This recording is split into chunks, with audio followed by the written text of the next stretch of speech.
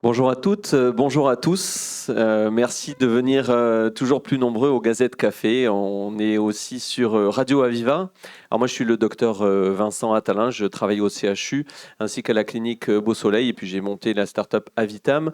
Et j'ai le plaisir ce soir d'animer ce débat en compagnie du docteur Dimitri Fiedos, qui sera là pour nous parler d'un thème qui est très présent, est très présent chez les Français notamment, et on va en discuter, c'est le sujet de la dépression. Alors ce soir, on va parler de la dépression avec cette notion de comment est-ce qu'on va en parler aux proches, comment est-ce qu'on peut essayer de découvrir cette pathologie qui est assez fréquente. Donc merci au docteur Fiedos d'être parmi nous. Est-ce que vous pouvez vous présenter déjà d'une part? Oui, merci pour votre invitation. Donc moi, je suis le docteur Dimitri Fiedos, psychiatre. J'exerce actuellement à la clinique de l'Allée Ronde. J'étais chef de clinique au CHU de Montpellier dans le service des urgences et post-urgences psychiatriques. Donc c'est un service qui est spécialisé dans la prise en charge des troubles de l'humeur et aussi des crises suicidaires. Donc, je participe aussi à l'association France Dépression. On a la chance d'ailleurs d'avoir la présidente aujourd'hui, Florence Bourle, avec nous. On pourra poser des questions à la fin de la séance. Alors la première question qui est importante, c'est ce qu'on a commencé à dire, c'est que c'est une pathologie qui est fréquente, mais fréquente, ça touche combien de personnes en France, combien de pourcentage de la population? Dites-nous tout. Effectivement, ouais, c'est une pathologie qui est extrêmement fréquente. On parle, là j'ai quelques chiffres en tête, donc de 2,5 millions de Français par an. Ça touche un Français sur 5, une personne sur 5 va développer au cours de sa vie un épisode dépressif, donc c'est quand même extrêmement fréquent. Dans le monde, ça touche 300 millions de personnes à peu près. Voilà, c'est la cause principale de handicap dans le monde. Alors on va revenir sur les conséquences de la dépression, qu'est-ce que ça peut avoir sur les conséquences à court terme et à long terme. Mais la dépression, c'est vraiment la première chose qui va être le plus important. Mais qu'est-ce que c'est la dépression? Comment est-ce qu'on s'en rend compte qu'on est dans cette situation-là? Oui, c'est une très bonne question, effectivement. En fait, là, ce qui va être important aujourd'hui, c'est de faire vraiment la différence entre la simple déprime, le coup de blues, le coup de mou, c'est des choses qu'on entend souvent hein, dans le langage commun, et la dépression maladie. Pour faire cette différence, c'est assez simple. Il faut avoir des idées claires. En gros, ça part toujours d'une souffrance qui est exprimée par la personne avec une, une rupture par rapport à son état antérieur. Il va y avoir un changement qui va procéder. Donc ce changement va aussi avoir une durée. On parle à peu près de 15 jours, enfin plus de 15 jours hein, avec cette souffrance et ces différentes perturbations que je vais expliquer qui caractérisent la dépression. Et surtout, ce qui est important, c'est qu'il y ait une gêne fonctionnelle, un handicap donc dans le fonctionnement de la personne qui va souffrir de dépression, qui va pouvoir être cette gêne au niveau professionnel, au niveau social, familial aussi, enfin vraiment handicaper cette personne plus de 15 jours d'affilée. Pour les symptômes, donc, il va y avoir une multitude de symptômes. On va pouvoir les classer un petit peu en catégories. Il va y avoir une perturbation au niveau psycho-affectif, donc une perturbation déjà de l'humeur. Un des symptômes principaux qu'on retrouve quasiment dans toutes les dépressions, c'est la tristesse de l'humeur. Donc une tristesse qui va être présente toute la journée, tout au long de la journée, tous les jours et du coup avoir comme conséquence une souffrance psychique. Ensuite, on va avoir une perturbation des émotions.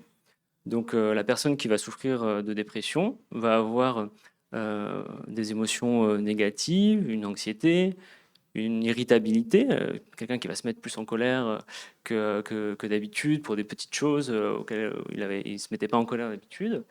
On va avoir aussi ce qu'on appelle une anédonie. Donc l'anédonie, c'est l'absence de plaisir. On ne va plus ressentir les mêmes plaisirs qu'auparavant. C'est assez fréquent, hein, des personnes, par exemple, qui sont passionnées par un sport, quelque chose, enfin la culture, etc. Tout d'un coup, ils sont plus du tout intéressés par ces centres d'intérêt. Et ensuite, donc, on a ce qu'on appelle les perturbations comment dire, du contenu de la pensée, où on va retrouver des idées de culpabilité, un sentiment de dévalorisation. C'est quelque chose qu'on a souvent avec une baisse de l'estime de soi. Et donc, tous ces symptômes vont des fois amener jusqu'à avoir des pensées de mort, pour pouvoir justement se dire, finalement, pensée de mort pour arrêter de souffrir. Parce qu'on est vraiment dans une situation où on a essayé de mettre en place des stratégies d'adaptation et on n'a pas réussi, on a été jusqu'au bout de ses ressources et du coup, tous ces symptômes, toute cette symptomatologie va s'opérer derrière. Là, j'ai parlé de tout ce qui était perturbation au niveau psychoaffectif, mais il y a aussi des perturbations au niveau psychomoteur. Donc, en gros, on va avoir un ralentissement à la fois au niveau psychique et à la fois au niveau moteur et du comportement. Donc, il va y avoir un ralentissement du cours de la pensée. C'est-à-dire que la personne qui va souffrir de dépression va réfléchir plus lentement, va être plus lente pour faire des raisonnements, des choix. Et on peut même voir des troubles cognitifs. Donc, qu'est-ce qu'on entend par troubles cognitifs? Des difficultés à se concentrer, des difficultés à mémoriser et des difficultés attentionnelles. Donc, j'ai souvent des patients qui viennent me voir en disant là, j'arrive plus à lire mon livre, j'arrête pas de lire le même chapitre, j'arrive pas à me concentrer, je n'arrive pas à regarder mon film entièrement. Et donc, ça, c'est assez classique lors de la dépression, de cet épuisement cognitif. Ensuite, va s'opérer aussi donc un ralentissement moteur où la personne va être plus ralenti que d'habitude dans ses mouvements, sa façon de parler, même son visage, hein. Des fois, le visage est un peu plus figé. Et on s'aperçoit, par exemple, moi j'ai des patients qui passent leur journée au lit, ça s'appelle la clinophilie en fait, hein. Ils restent au lit, ils n'arrivent pas à bouger, à se motiver pour faire des choses. Et donc, c'est des choses qu'on voit très souvent chez les personnes qui souffrent de dépression. On peut aussi voir une perturbation au niveau physiologique avec notamment des perturbations du sommeil, souvent des insomnies, des perturbations de l'appétit avec soit une diminution de l'appétit ou une augmentation, donc des variations de poids qui sont assez fréquentes. Et donc, voilà. Alors, moi, ce que je retiens, c'est que je pense que tout le monde s'est dit, oh là là, je suis déprimé, parce que tout le monde ici a au moins ressenti quelque chose de ce que vous avez dit depuis le début. Donc, la première chose, c'est que si je comprends bien, c'est que s'il n'y a pas de répercussions dans la vie de tous les jours, on n'est pas forcément déprimé. On peut avoir des idées noires, on peut être ralenti, on peut avoir des problèmes d'insomnie, mais c'est pas pour ça qu'on est forcément en dépression. La deuxième chose, c'est que j'imagine qu'il doit y avoir un certain nombre de critères. C'est-à-dire que si on a une idée noire ou quelques idées noires ou qu'on a une perte d'appétit, on n'est pas forcément dépressif. Est-ce qu'il y a donc finalement peut-être une somme ou un certain nombre de critères nécessaires pour rentrer? Parce que j'ai peur que des personnes se disent, voilà, je suis en dépression, peut-être que non. Ah bah oui, oui, tout à fait. Là, tous les symptômes que je viens d'énoncer, il est normal d'avoir ressenti soi-même ces symptômes dans sa vie. C'est-à-dire qu'il est tout à fait normal de ressentir des émotions négatives lorsque on traverse un événement négatif, c'est-à-dire une rupture sentimentale, un deuil, un traumatisme. C'est tout à fait normal de ressentir, on va dire, les perturbations que j'ai évoquées tout à l'heure. Si on s'aperçoit donc, comme on l'a pu le dire tout à l'heure, qu'il y a une gêne, un handicap dans le fonctionnement habituel de la personne, que ça dure plus de 15 jours et que finalement, dans les symptômes essentiels, donc dans la dépression, les symptômes qui sont, on va dire, au premier plan, donc la tristesse, l'anédonie. Donc ça, c'est les deux symptômes qui doivent être qui sont présents en majorité, et qu'on a une liste de plus de 5 symptômes que j'ai évoqués dans les perturbations psycho-affectives et psychomotrices, et aussi des troubles du sommeil et de l'appétit. Là, on peut parler d'épisodes dépressifs caractérisés, comme on l'appelle nous les psychiatres, et plus de simples, finalement, déprimes, coups de blues, etc. Donc, s'il y a des personnes qui entendent, qui font ce constat-là chez elles, tiens, j'ai un peu plus de 5 de ces symptômes, ça dure depuis 15 jours et j'ai cette répercussion, je vais moins au travail, je m'énerve avec ma famille tous les jours. Qu'est-ce qu'elles doivent faire, ces personnes? Elles doivent consulter qui, comment, dans quel délai? Oui, tout à fait. Donc, si on se reconnaît dans ces symptômes, ou si dans son entourage, on repère des personnes qui peuvent souffrir de ces symptômes ou qui nous en parlent, et notamment, surtout si il y a des critères de gravité. On parlait des pensées suicidaires, des perturbations au niveau professionnel, familial. Il faut absolument s'orienter vers des médecins, son médecin, déjà généraliste, mais encore mieux, un médecin spécialiste, un psychiatre, pour pouvoir justement évaluer l'intensité, la gravité de cette dépression, et proposer du coup un traitement adapté, qui soit médicamenteux ou non médicamenteux. Et ça, on le verra, je pense. Voilà, on va y venir juste après. Alors finalement, pour essayer de comprendre, on va avoir quelques mauvaises nouvelles dans une vie qui vont au fur et à mesure peut-être ronger cette forme et ce moral. Euh, Finalement, quelles sont les causes de cette dépression? Est-ce qu'il y a un, comment dire, un terrain que les personnes peuvent avoir? Est-ce que c'est un terrain ou est-ce que c'est une multitude de petits ou de moyens traumatismes? Comment est-ce qu'on peut faire le point là-dessus? Oui, donc effectivement, c'est une question assez importante. En gros, d'où ça vient? Pourquoi une personne va plus être sujette à faire des dépressions plutôt qu'une autre? Il faut se rendre compte que les causes de la dépression, il n'y en a pas une, c'est multifactoriel. Il y a plusieurs causes de dépression. On parle de facteurs de risque génétiques, biologiques et environnementaux. Une personne, on peut aussi parler donc des facteurs de risque intrinsèques, individuels à la personne. Donc, par exemple, une personne qui a des antécédents de troubles psychiatriques, que ce soit des troubles anxieux, des addictions, si elle a déjà été hospitalisée pour une dépression, c'est un facteur de risque de développer une deuxième dépression, en tout cas un facteur de vulnérabilité.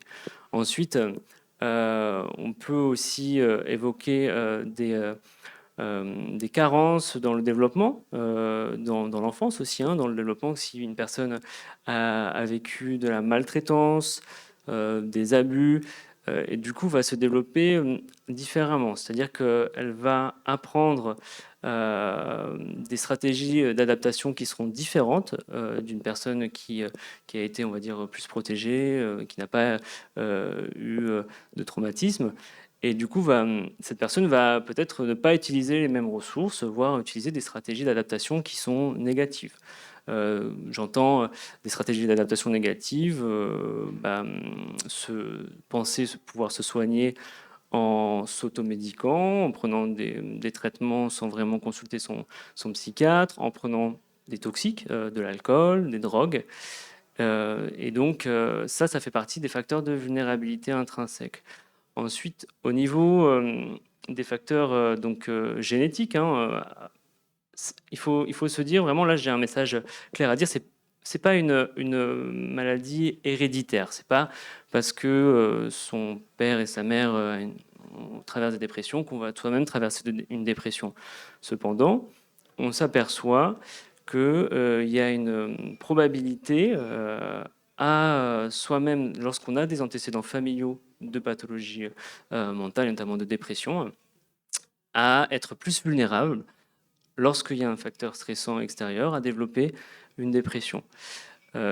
Donc ça, c'est tout ce qui est partie facteur de risque génétique. Et ensuite, il y a tous les facteurs de risque environnementaux, c'est-à-dire l'environnement qui nous entoure, les événements auxquels on fait face. Par exemple, tout ce qui est attrait au stress psychosocial, avec, imaginons, une perte d'emploi, des difficultés économiques, une séparation. Tout ça, en prenant tous ces facteurs, ça explique en fait la vulnérabilité à traverser une dépression lorsqu'on est face justement à un stress. Alors, pour pouvoir le prévenir, ça, s'il y a des parents ou des grands-parents dans la salle, comment est-ce qu'on peut aider un proche, un enfant, quelqu'un de sa famille? Comment est-ce qu'on peut faire pour aider au mieux pour prévenir ces dépressions? On parlait effectivement vous parliez d'abus, effectivement, c'est pas quelque chose qu'on va essayer de, voilà, on va essayer de lutter contre, mais dans l'accompagnement au quotidien d'un proche, d'un parent, frère et sœur, les grands-parents. Quelle est l'attitude à adopter pour que cet enfant cet adolescent, cet adulte puisse se prémunir et traverser les épreuves de la vie? Voilà. On parlait d'émotions d'ailleurs tout à l'heure, peut-être que ça peut... Effectivement, c'est une question assez essentielle parce que lorsqu'une personne, lorsqu'on parle du sujet de la dépression, il y a la personne qui en souffre, qui c'est déjà difficile pour elle, mais il y a aussi tout l'entourage qui est parfois démuni face à la souffrance de son proche. Donc, comment faire pour accompagner au mieux une personne de son entourage dans la dépression?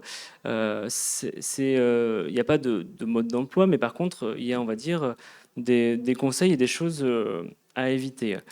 Par exemple, un réflexe qu'on pourrait avoir, c'est de se dire bon bah tu vas te mettre, enfin mets-toi un petit coup de pied, enfin on va te mettre un coup de pied aux fesses. Il faut que tu puisses te sortir de là. C'est qu'une petite mauvaise passe.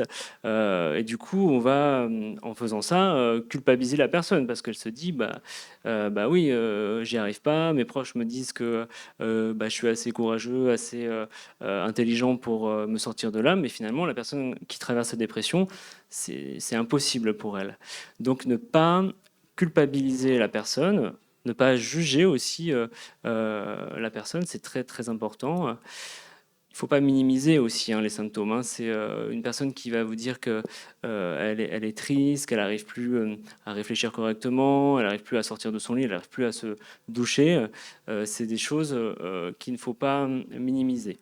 Ensuite, l'idée, pour pouvoir accompagner au mieux, c'est d'être déjà de reconnaître que ces symptômes, de reconnaître que ces symptômes font partie d'une vraie maladie. Comme ça permet de finalement de déculpabiliser du coup la personne. Ensuite, il faut être évidemment à l'écoute, être soutenant et accompagner cette personne. Surtout si cette personne n'est pas en lien avec un professionnel de santé, n'est pas en lien avec les soins. Si on reconnaît ces symptômes dépressifs chez un de nos proches, il faut l'encourager à aller consulter. Alors, il y a une partie de la question que je vais reformuler. C'est comment est-ce qu'on peut donner un bagage à nos enfants, aux adolescents, parce qu'on en parle beaucoup de ces crises identitaires chez l'adolescence. Comment est-ce qu'on peut faire chez l'enfant, chez l'adolescent, chez les jeunes adultes, pour leur donner les armes pour ne pas tomber dans la dépression plus tard? Est-ce qu'il y a une attitude à adopter? Est-ce qu'il y a une gestion des émotions? Est-ce qu'il y a des choses dans la prévention? Dans la prévention par rapport justement à l'éducation qu'on pourrait avoir par rapport à ses enfants, je pense que il faut être à l'écoute et pouvoir communiquer en fait avec son proche. Parce que sans cette communication, on ne pourra pas repérer la souffrance de la personne et du coup mal l'accompagner.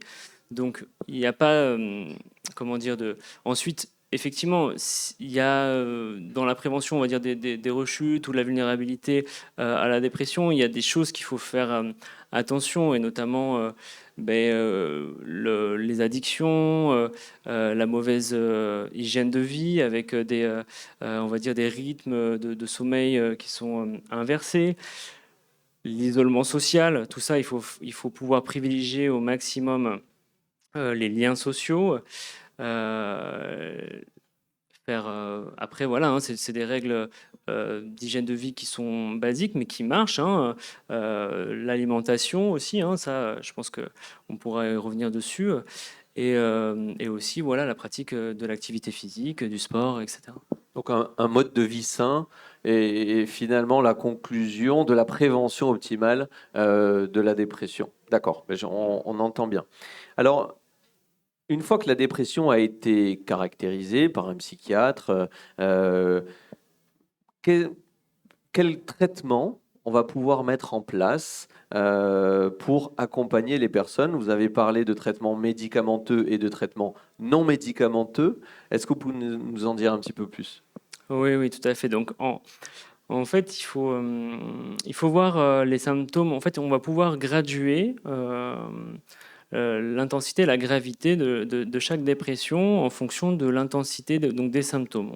On peut parler de dépression légère, modérée, jusqu'à sévère. Lorsque elle est sévère, lorsqu'on a par exemple des idées de mort, des idées de suicide. Lorsque la dépression est légère, on va dire que le traitement de première intention, c'est pas le traitement médicamenteux, c'est un traitement de psychothérapie, psychothérapie de soutien ou des psychothérapies plus structurées de type TCC, donc thérapie comportementale et cognitive, où on va justement avec le patient explorer un peu les biais cognitifs qu'on pourrait avoir. Donc on parlait voilà, des symptômes comme la dévalorisation, la mauvaise estime de soi, tout ça, travailler là-dessus. Et aussi la réactivation comportementale. Donc ça, c'est plutôt pour la dépression légère. Si malgré cette psychothérapie, on n'arrive pas, on stagne, on se dégrade au niveau de la symptomatologie dépressive, c'est à ce moment-là qu'on va pouvoir proposer, en plus de ces psychothérapies, un traitement médicamenteux.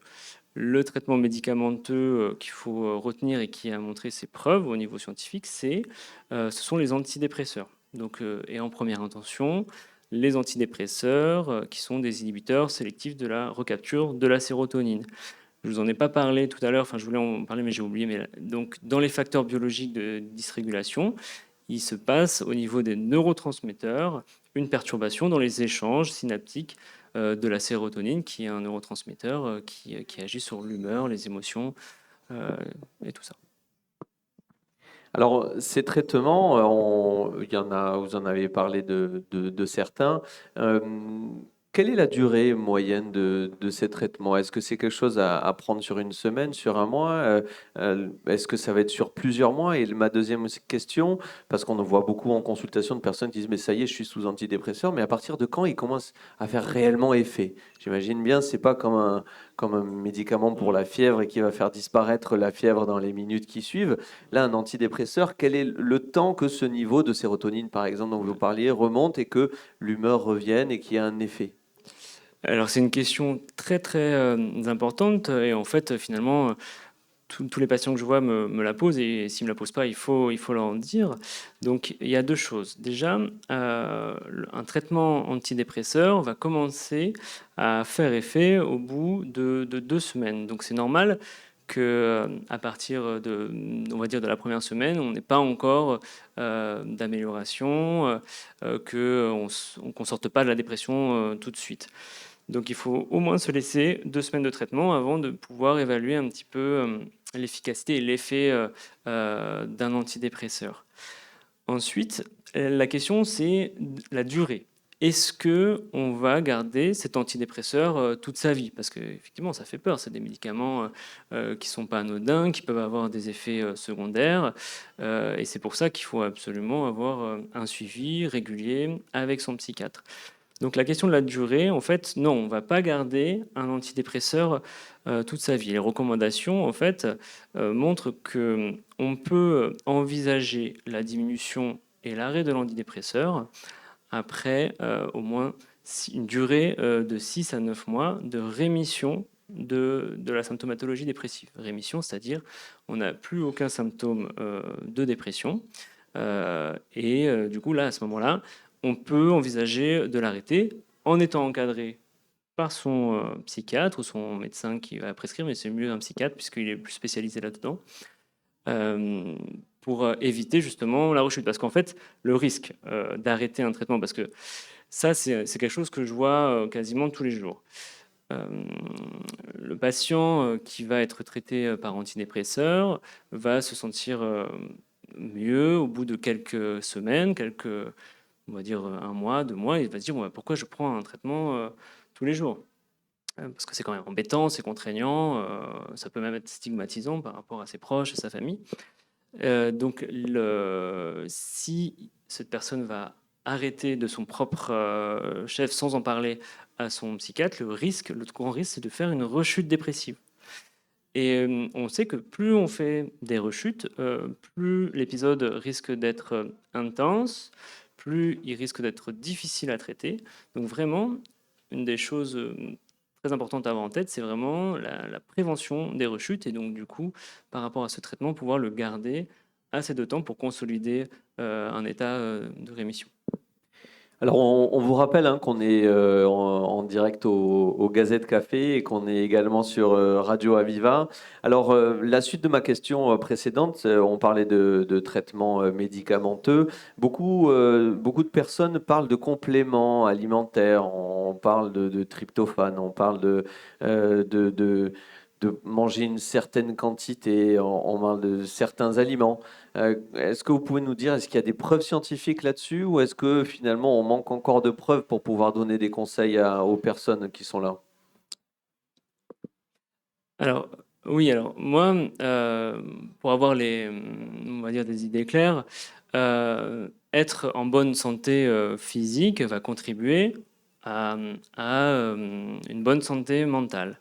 Donc, évidemment que la nutrition, l'alimentation, elle a une place importante pour la prévention de la dépression et surtout pour avoir une bonne santé physique. On sait, par exemple, que d'avoir des carences, par exemple des carences en fer, en vitamines, peut provoquer des désordres au niveau métabolique et du coup mimer finalement des symptômes de dépression qui n'ont pas une origine psychique. Donc, avoir une alimentation saine et équilibrée, c'est très important, tout comme une activité physique régulière. Maintenant, la question des compléments, oui, mais on va dire, contrôlé par son médecin. Pourquoi il faut contrôler ça? Parce que certains compléments alimentaires, on parle du tryptophane par exemple, ou d'autres plantes, peuvent avoir des interactions avec les médicaments.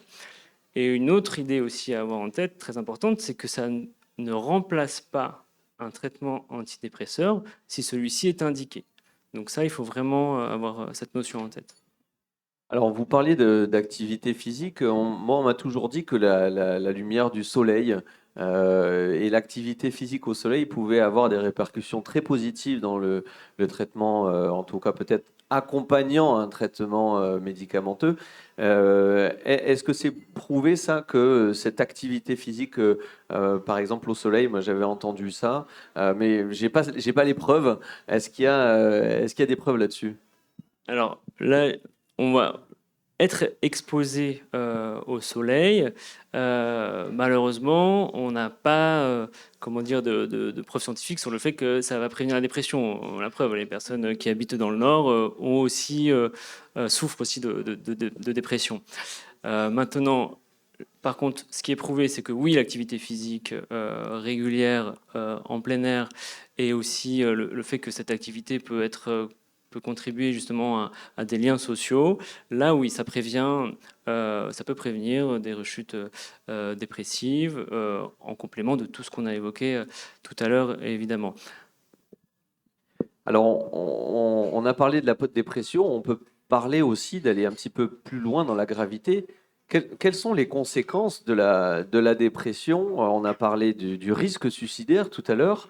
Alors, quel est ce risque-là quand on fait une dépression? Est-ce qu'il y a un pourcentage de personnes qui vont aller vers cela? Et quelles sont les autres conséquences de la dépression? Alors, oui, alors là, du coup, c'est très important d'avoir cette idée en tête. Si vous devez retenir un seul risque de la dépression, c'est le risque suicidaire. Le risque suicidaire, en France, on a à peu près 10 000 décès par suicide en France, donc c'est à peu près 3 fois plus que les décès par accident de la route. C'est énorme, on n'en parle pas autant parce que c'est encore stigmatisé, parce que les médias ne traitent pas forcément correctement l'information de ce risque. C'est pour ça que c'est important de faire des conférences comme celle-ci, d'information au grand public. Donc ce risque, lorsqu'on analyse les personnes qui sont décédées par suicide, on se rend compte que dans la très grande majorité des cas, ces personnes souffraient d'un trouble psychiatrique en cours. Et dans la majorité des cas, ce trouble psychique, c'était la dépression. Donc, oui, l'évaluation du risque suicidaire, donc comme complication de la dépression, est très importante à faire parce que c'est un risque de mortalité évitable et que ça touche quand même beaucoup de personnes.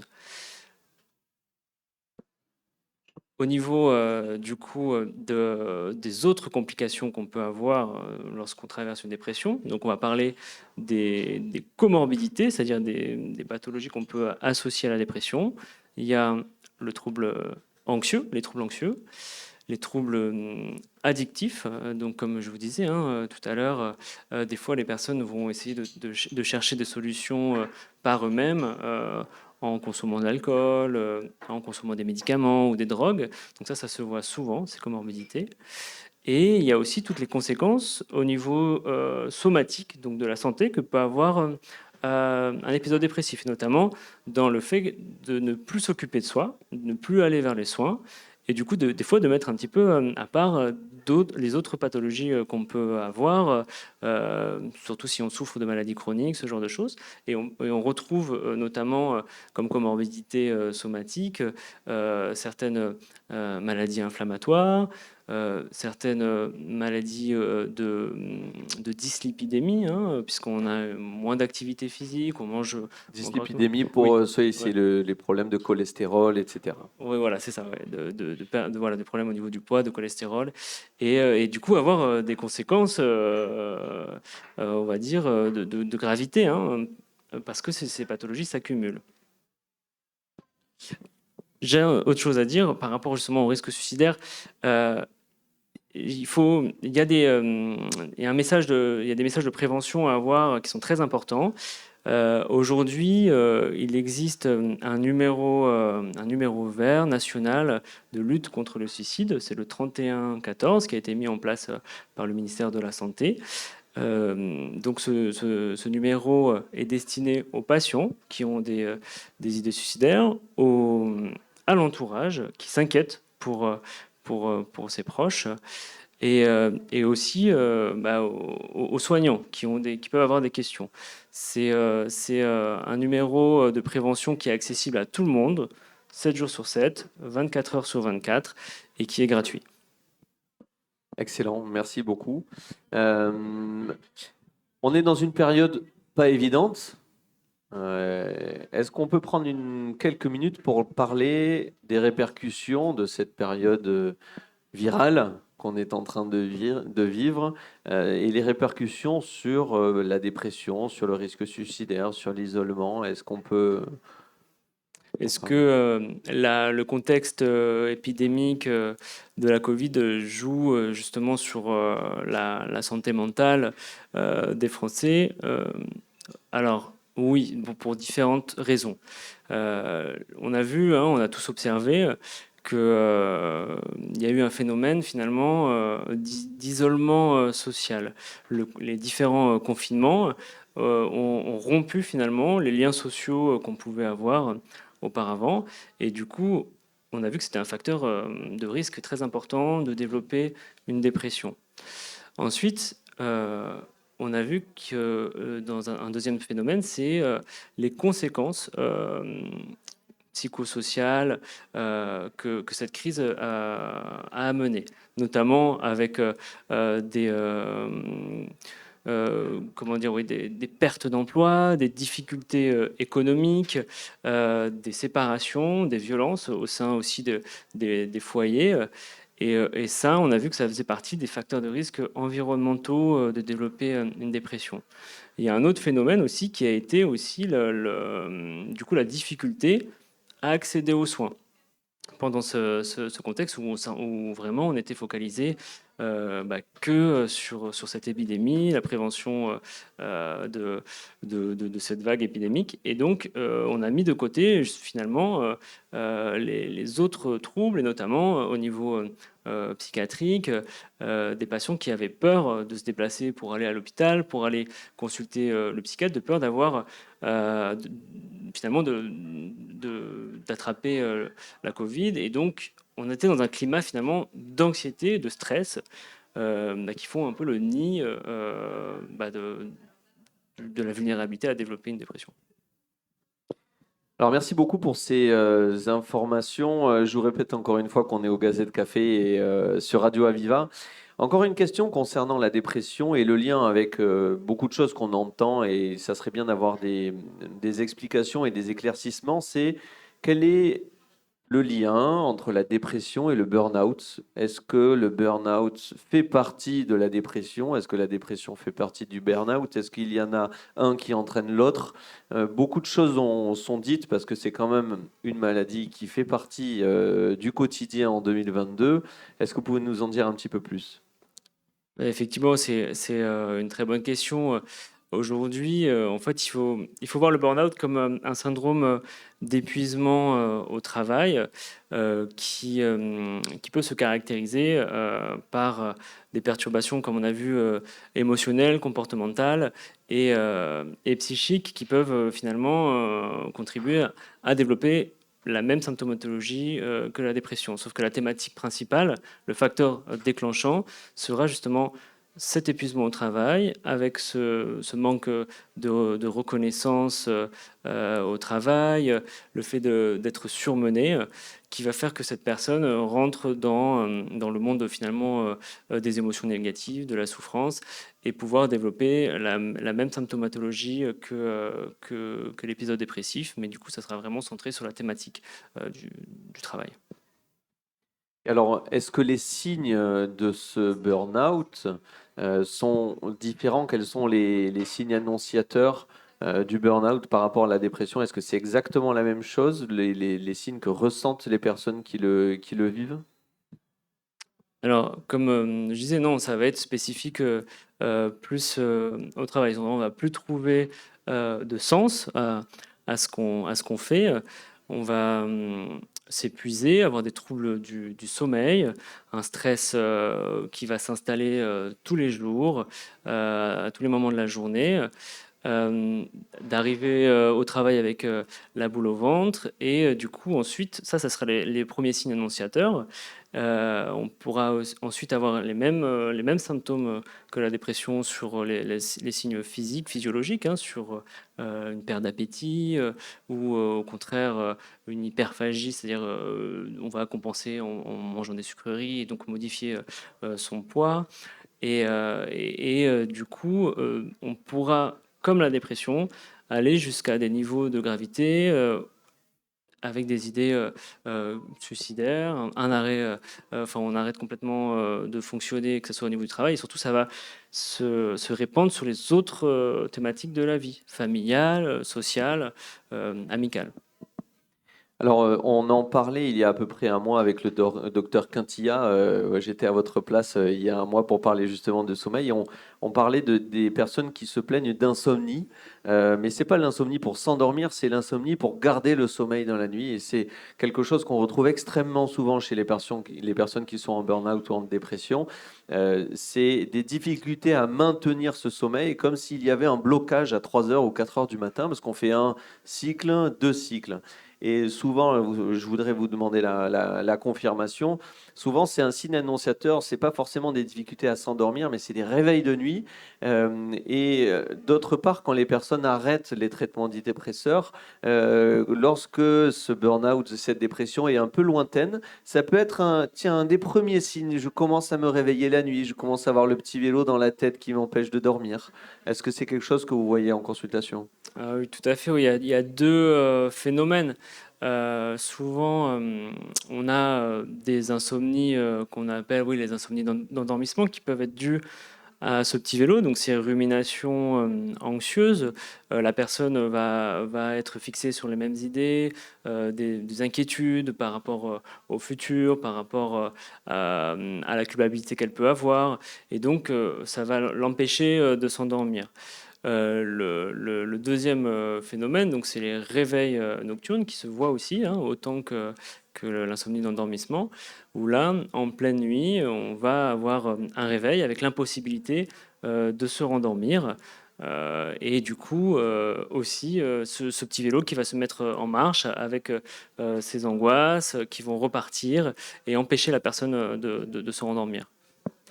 Eh ben, merci beaucoup. Il nous reste quelques temps pour avoir quelques questions de la salle.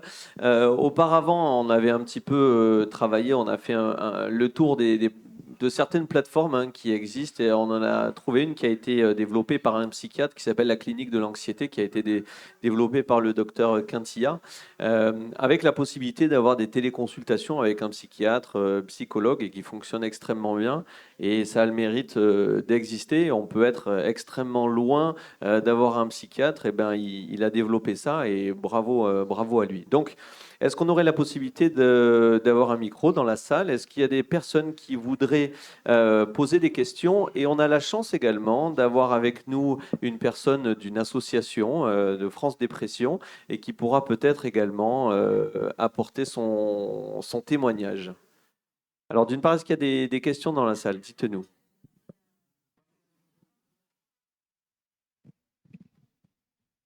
Bonsoir, merci de votre propos qui a été d'une très grande clarté pour moi.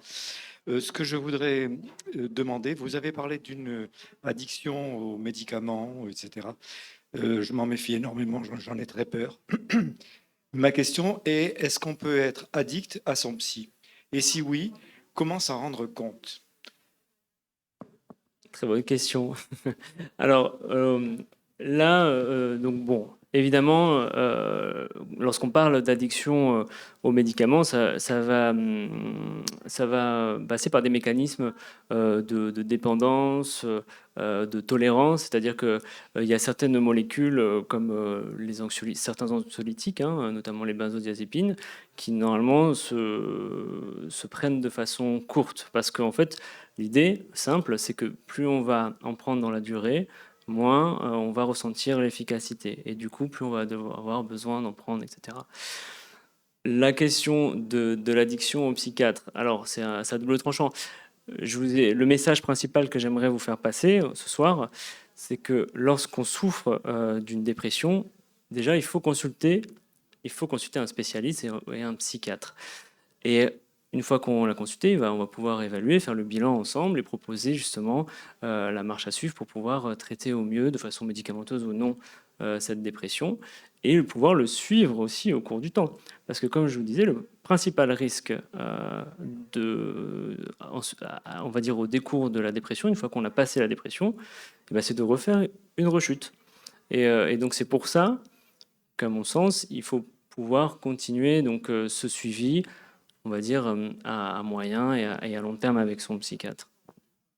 Donc, un suivi régulier pour pouvoir prévenir les rechutes. Merci beaucoup, docteur Fiedos.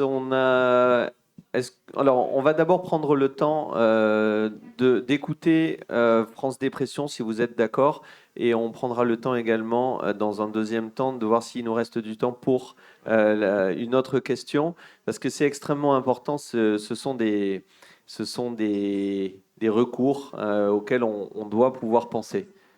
Je vous en prie. Bonsoir à tous. Donc, je suis Florence Bourle. J'ai créé l'association depuis 2019. C'est une association qui aide les gens en souffrance. C'est une association qui vient en aide, je dirais, quand on parle de thérapie non médicamenteuse, on parle aussi d'éducation thérapeutique. Donc, on est là pour aider tous ces gens. Il faut savoir que je souffre de dépression. En ce moment, je suis en rémission, je suis soignée et en rémission. Donc, c'est pour ça que c'était quelque chose qui me tenait à cœur, pour pouvoir aider tous les gens qui en ont besoin et qui, parfois, ne peuvent pas ou trouver l'endroit ou trouver un moyen de se faire aider. Donc, Alors, comment est-ce qu'on peut vous trouver sur Internet ou un numéro de téléphone? Comment est-ce que les personnes peuvent avoir accès à France Dépression? alors, on a un compte Facebook. Il y a un compte aussi, un site internet, francedépression.fr. Et nous avons des flyers à votre disposition, dont j'ai sur place. Et il faut savoir qu'il y a un numéro national qui est très important pour relier un petit peu ce que disait le docteur Fiedos pour le suicide. Là, c'est surtout pour l'écoute, les problèmes qu'on a. C'est un numéro national qui est le 07 84 96 88 28, qui est ouvert de 9h à 20h tous les jours et qui permet justement de pouvoir écouter, de pouvoir discuter, poser des questions, être avec quelqu'un qui comprend la dépression, parce que souvent ce sont des écoutants comme nous qui ont connu la même chose. Donc, on parle avec des gens qui connaissent la même chose que ce qu'on a vécu. Merci beaucoup. Merci pour votre témoignage. Merci à vous. Merci. Alors, il nous reste exactement 3 minutes pour une dernière question. Vous aviez une question, non? J'ai cru qu'il y avait une autre question. Oui.